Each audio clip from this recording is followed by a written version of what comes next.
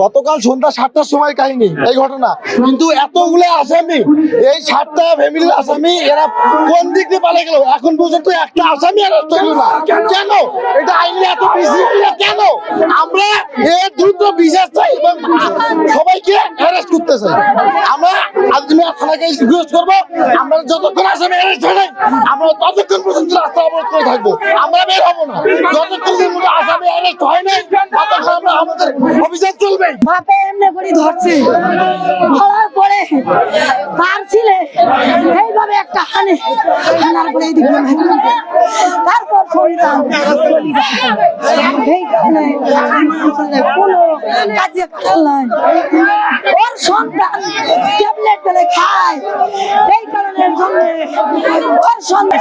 এই যে আমাদের ভাতিজা লাদেন, একে কালকে রাত 8টা কি 8:30টার দিকে জুয়েলের ছেলে রকি, ও নিজে বাপ ছেলে একসঙ্গে হয়ে আমার ভাস্তিটাকে ছুরি আঘাতে রক্তাক্ত করছে। ওনাকে হাসপাতালে নিয়ে যাওয়ার পথে হাসপাতালে পৌঁছার পথে তার কর্মগত চিকিৎসক তার মৃত্যু ঘোষণা করে। এর আমরা ফাঁসি চাই, এই আমার ভাস্তি ফাঁসি চাই। তারা সবাই মর্মাহত। আমরা সবাই চাই যে এই খুনে যারা জড়িত তাদেরকে সর্বোচ্চ সাজা দেওয়ার জন্য যা যা করা দরকার আমাদের নির্দেশনা দিয়েছে। আমরা তো নির্দেশনা পালন করি, আমাদের স্যার আমাদের নির্দেশনা দিয়েছে, কঠোর নির্দেশনা দিয়েছে যে আপনি অতি দ্রুত, যত দ্রুত সর্বোচ্চ যদি থানায় প্রত্যেকটা লোককে আপনার ইনভলভ করতে হয়, আপনার জড়িত করে এই আসামিদেরকে গ্রেপ্তার করার চেষ্টা করেন। কথা বুঝছেন? আমি এই ভাই কথা একমত হচ্ছি যে আমি আশা দিচ্ছি না, আমি আমার কর্ম করে আমি আপনাদের কাছে আসবো।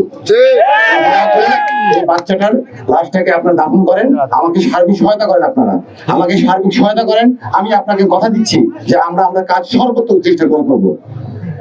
আমি এই ভাইয়ের সুরে সুরে কথা বলছি, সেটা হচ্ছে যে আমি কথা দিচ্ছি না, আমি সর্বোচ্চ চেষ্টা করব।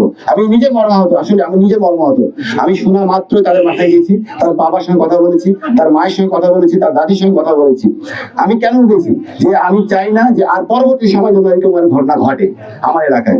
তাই আমি সকলের কাছে সার্বিক সহায়তা যাচ্ছি। আপনারা আমার কথা রাখেন, আমি আপনাদের কথা দিচ্ছি, আমি আমার সর্বোচ্চ পুলিশ দিয়ে এই ঘটনার যারা জড়িত এবং তাদের সর্বোচ্চ সাজা দেওয়ার জন্য তাদেরকে আইনি আওতায় নিয়ে আসবো। আমি